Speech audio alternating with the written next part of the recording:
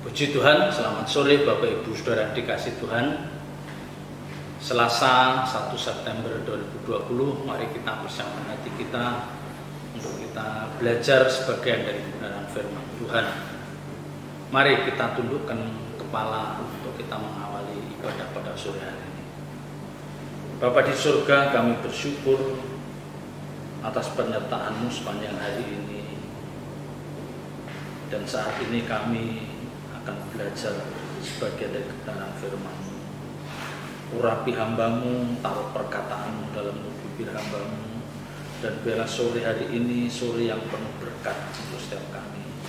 Buka ungkapkan rahasia firman-Mu, singkapkan kebenaran-kebenaran-Mu. Dalam nama berkat Tuhan Yesus Kristus kami berdoa dan ucap syukur. Haleluya. Amin. Bapak Ibu Saudara yang dikasih Tuhan, seringkali setiap kita merindukan, ya siapapun kita, baik kita sebagai orang percaya atau bukan, semua orang merindukan bagaimana bisa hidup bahagia untuk selamanya. Ya. Jadi banyak orang merindukan bagaimana mereka bisa menjalani hidup ini dengan bahagia, tapi untuk selamanya. Tetapi kenyataannya hampir tidak pernah kita menjumpai kondisi seperti ini. Jadi bahagia untuk selamanya itu hanya kita jumpai, ini hanya kita temukan dalam cerita-cerita atau dongeng atau sinetron mungkin. Ya, dalam dongeng itu, dalam sinetron itu mungkin kita bisa melihat atau menyaksikan orang yang bisa menjalani hidup, menikmati hidup dengan bahagia selamanya. Ya, ingat, bahagia selamanya. Tetapi konsep seperti ini, ya, konsep seperti ini, bahagia untuk selamanya, itu bukan gambaran yang benar dari sebuah kekristenan. Ya, ini bukan gambaran yang benar dari sebuah kekristenan. Karena kehidupan kekristenan itu nyata. Kehidupan kekristenan itu nyata dan bukan sebuah dongeng atau cerita atau sesuatu yang direkayasa. Ya, semua kita, Bapak Ibu Saudara dan saya, harus melewati perjalanan panjang hidup ini. Dan dalam perjalanan hidup ini seringkali kita menghadapi berbagai pencobaan, berbagai masalah. Dan dalam hal ini kita mungkin bisa menang. Ya, mungkin kita bisa menang, kita bisa lulus menghadapi ujian itu. Tetapi ada kalanya kita juga jatuh, kita gagal, kita kecewa. Ya, itu kenyataan, itu realitas. Jangan pernah kita membayangkan bahwa kita akan menjalani hidup yang terus bahagia sebagai orang percaya. Karena memang Alkitab tidak menjanjikan hal yang demikian. Ya, Alkitab tidak menjanjikan hal yang demikian. Sebagai orang percaya yang sudah berpuluh-puluh tahun menjalani hidup kekristenan, ya, saya belum pernah ketemu dengan orang percaya yang hidup bahagia selamanya. Ya, sekali lagi, dalam menjalani hidup kekristenan saya yang sekian puluh tahun ini, saya belum pernah menemukan orang percaya yang hidup bahagia selamanya. Artinya mereka menjalani hidup tanpa keluhan, tanpa masalah, tanpa problem, dan yang penting tanpa kegagalan. Saya tidak pernah menjumpai kehidupan seperti itu. Ya, benar Bapak Ibu Saudara. Dan mungkin Bapak Ibu Saudara juga bisa melihat orang-orang di sekitar saudara, bahkan mungkin dia seorang hamba Tuhan yang besar sekalipun, mungkin kita tidak akan menemukan bahwa mereka hidup bahagia selamanya. Ya. Sebaliknya, kita sering menemukan orang-orang percaya yang luar biasa. Ya, kita sering menemukan orang-orang percaya, orang Kristen yang sangat luar biasa. Mengapa? Karena mereka adalah orang-orang yang sudah teruji melewati lembah kehidupan ini yang begitu sulit. Mereka adalah orang-orang percaya yang teruji karena pernah melewati kegagalan. Mereka pernah mengalami penderitaan. Ya, tidak jarang mereka mengalami kekecewaan, kehilangan orang-orang yang mereka kasihi. Bahkan mungkin mereka adalah orang yang pernah dikhianati oleh orang yang dikasihinya. Ya. Dan yang lebih tragis lagi, mereka adalah orang-orang yang saat ini menghadapi sakit penyakit yang tidak ada ujung pangkalnya. Artinya dia sedang mengalami sakit penyakit karena usia dan tidak ada harapan untuk dia pulih atau sehat kembali. Nah, ini yang sering kita temukan. Orang-orang percaya seperti itu yang luar biasa. Bahkan banyak di antara mereka, sekalipun dalam kondisi seperti itu, mengalami penderitaan, mengalami aniaya, mengalami kegagalan dan dikhianati banyak orang, bahkan di ujung maut karena dia menderita sakit penyakit, mereka masih memancarkan wajah sukacita. Mereka masih memancarkan wajah yang penuh pengharapan. Nah, ini yang luar biasa. Ya, ini yang luar biasa. Ya, sekalipun tidak jarang mereka harus mencucurkan air mata. Ya, tidak jarang mereka harus mencucurkan air mata. Nah, ini yang seringkali kita hadapi. Ya. Memang kita tidak bisa menyangkal bahwa budaya kita ini seringkali berorientasi pada hasil akhir. Ya, budaya kita ini seringkali berorientasi pada hasil akhir. Seperti apa orang itu saat ini yang kita lihat dengan kasat mata. Ya. Jadi bukan proses yang menyertai kehidupan orang percaya yang kita perhatikan. Ya, kita bukan belajar dari proses yang mereka alami. Ya, ini seringkali terbawa dalam hidup kekristenan. Jadi hidup kekristenan itu seringkali terbawa seperti itu. Kita lebih sering melihat hasil akhir dari seseorang atau keluarga orang percaya, tapi bukan proses yang dialami oleh keluarga atau orang itu. Ya. Nah, ini yang tidak tepat. Ya. Di mana orang percaya itu sering mengemas iman kita itu dengan suatu produk. Ya, iman kita itu dikemas, kita mengemas iman kita itu seperti suatu produk dan kita menawarkan pada orang lain suatu keselamatan, ya, yang dibungkus dengan kemasan yang salah. Artinya keselamatan yang kita tawarkan kepada banyak orang itu bukan nilai yang sebenarnya.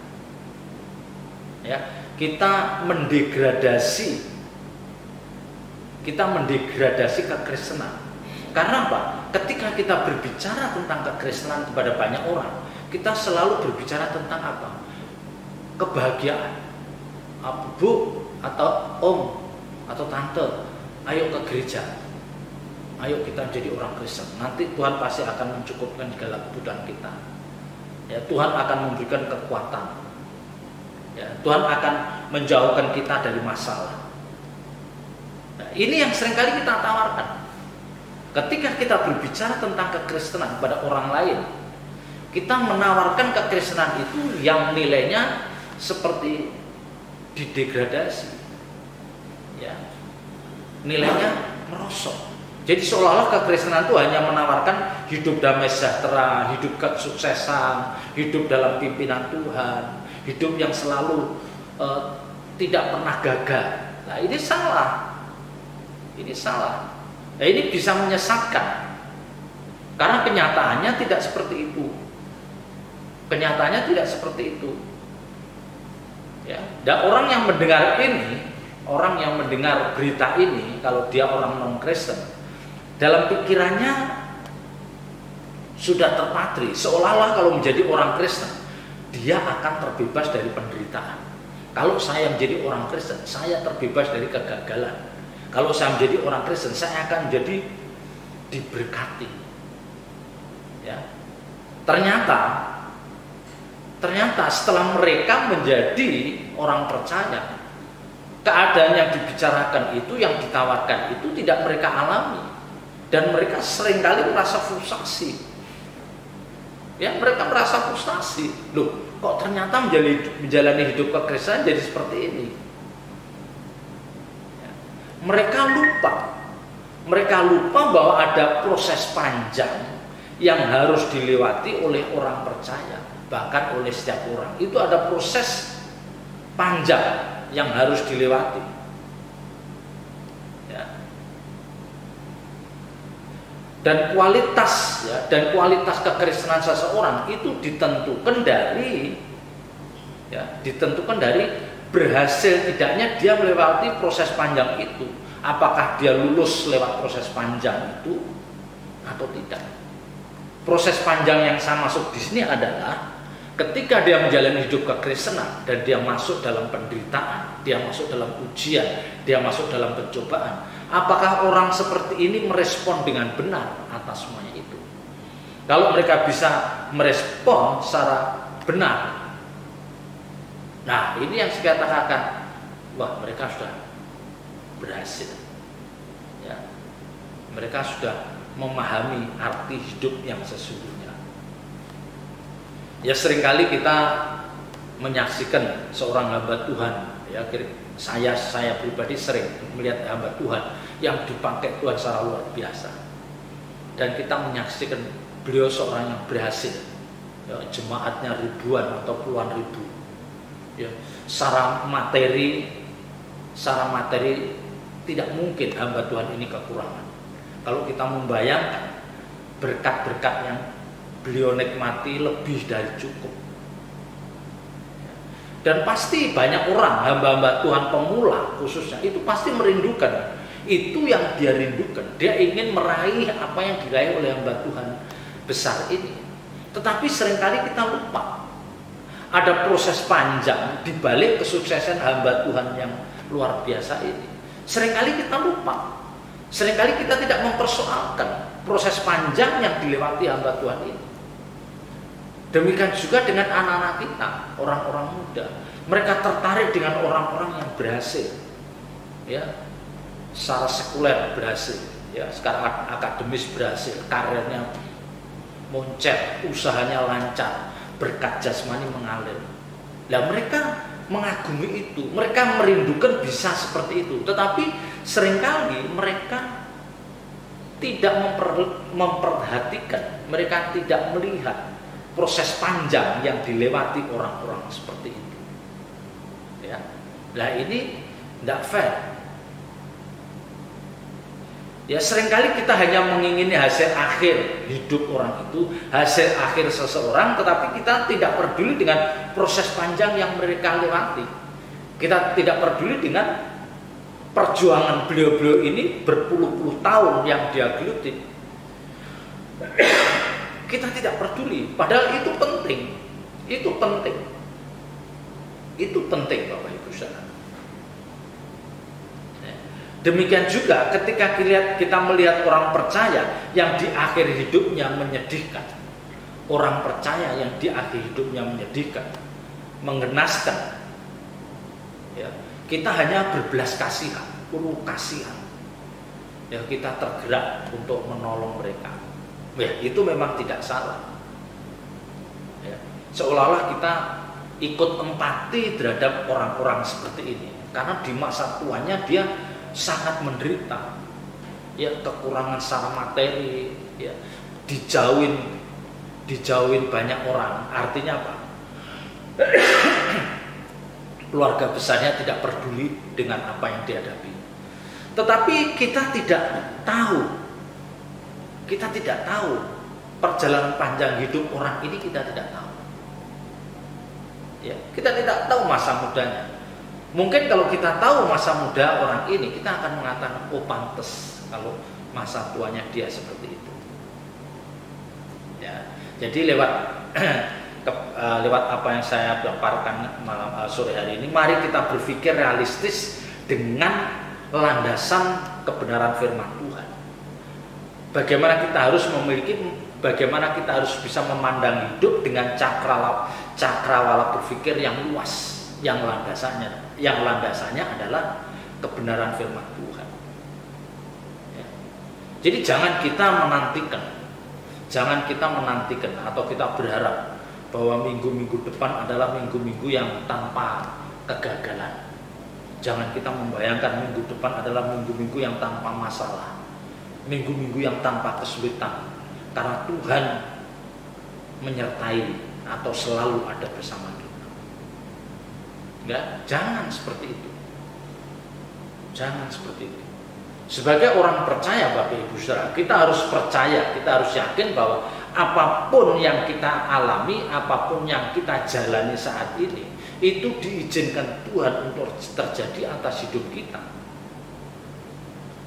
Sekalipun di lingkungan kita ada orang-orang kurang baik, ada orang-orang brengsek misalnya, yang diizinkan Tuhan ada di sekitar kita.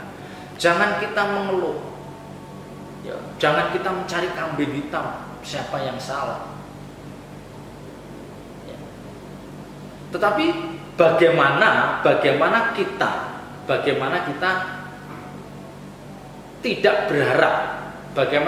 tidak berharap orang lain berubah seperti yang kita inginkan. Jadi kalau misalnya di lingkungan kita itu ada orang-orang yang kurang baik, orang-orang yang membuat kita tidak nyaman, orang-orang yang membuat kita yang mengganggu kita, jangan kita berharap mereka itu akan berubah. Kita berharap mereka berubah. Jangan. Kita berharap mereka berubah sesuai dengan keinginan kita. Jangan. Tetapi yang harus kita mengerti adalah bagaimana kita bisa mengantisipasi segala kondisi yang tidak ideal yang disebabkan oleh orang-orang sekitar kita. Nah, itu yang jauh lebih penting. Ya, sekali lagi, bagaimana kita mengantisipasi keadaan yang tidak ideal yang disebabkan oleh orang-orang yang ada di sekitar kita. Kita mengantisipasi. Kita menyesuaikan diri dengan kondisi seperti itu. Kita membentengi mental kita, jiwa kita dengan kebenaran-kebenaran firman Tuhan. Supaya kita tidak terlalu berharap untuk orang lain berubah.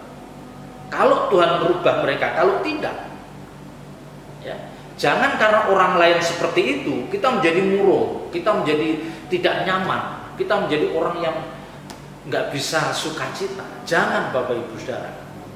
Ya, kalau kita lihat di dalam Mazmur 119, ya, Mazmur 19 ayat 71, Mazmur 19 ayat 71 dan 72, bahwa aku tertindas itu baik bagiku, supaya aku belajar ketetapan-ketetapanmu.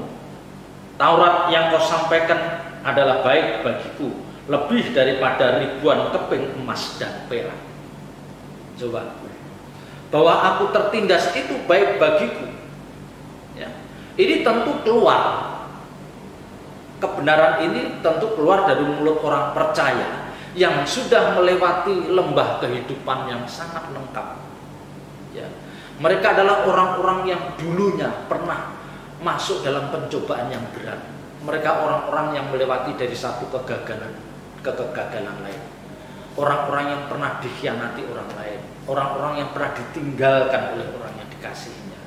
Tetapi dalam semuanya itu dia bisa mengatakan bahwa aku tertindas itu baik bagiku, supaya aku belajar ketetapan-ketetapan. Ya. Jadi orang ini mungkin dulu mendapatkan pelajaran yang berharga dalam hidupnya. Dia diperlakukan oleh orang lain yang tidak pantas, dia dirugikan, dia direndahkan.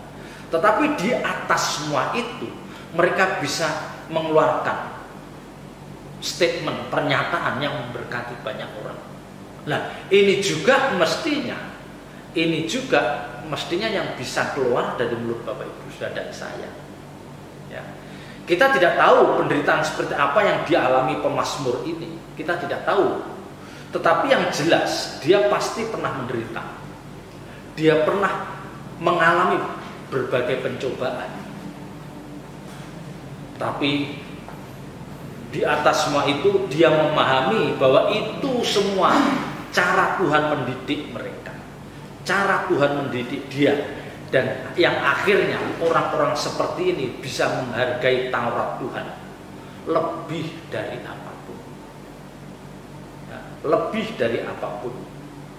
Nah, pelajaran yang baik, ya, pelajaran yang kita petik dari pemazmur ini adalah yang pertama,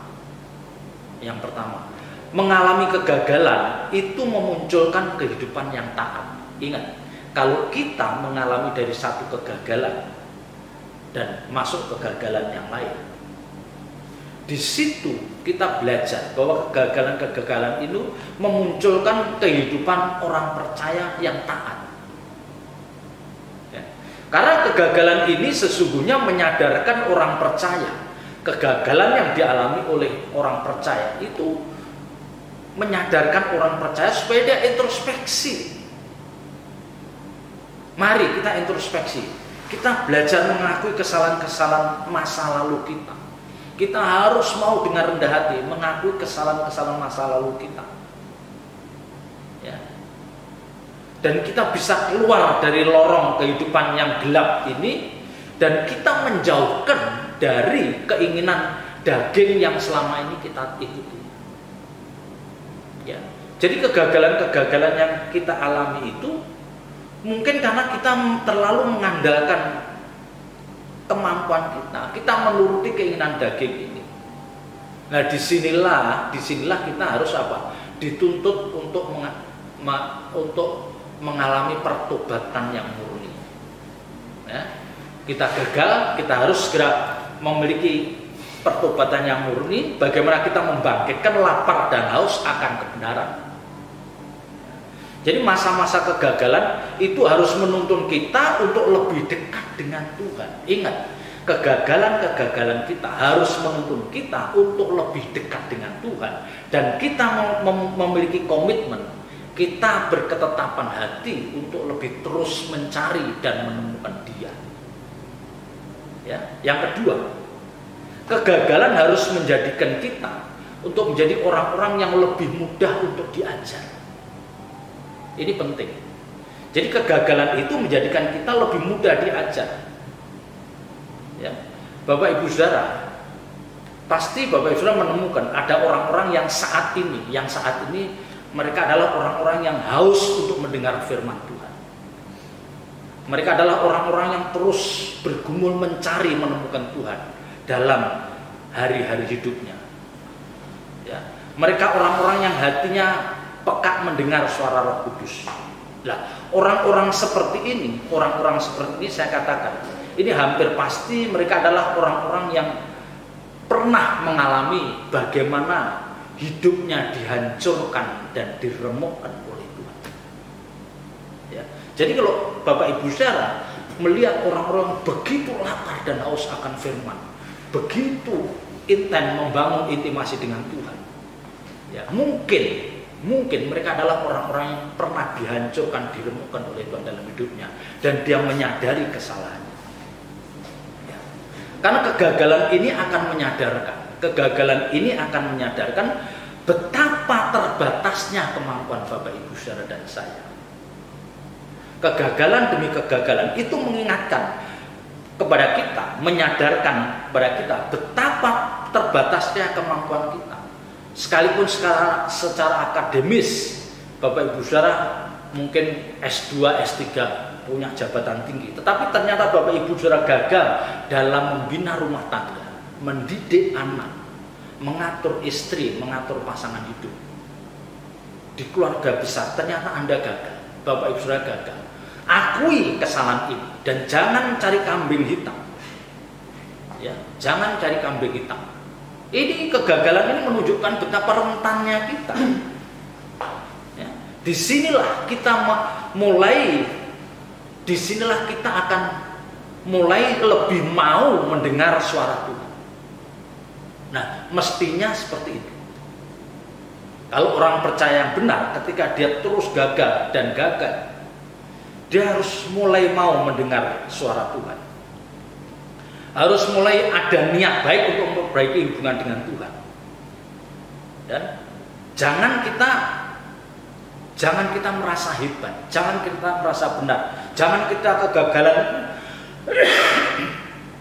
Jangan karena kegagalan-kegagalan itu kita mencari kambing kita, menyalahkan pasangan hidup kita, menyalahkan anak kita, menyalahkan orang tua, mertua kita, menyalahkan orang sekitar kita. Jangan.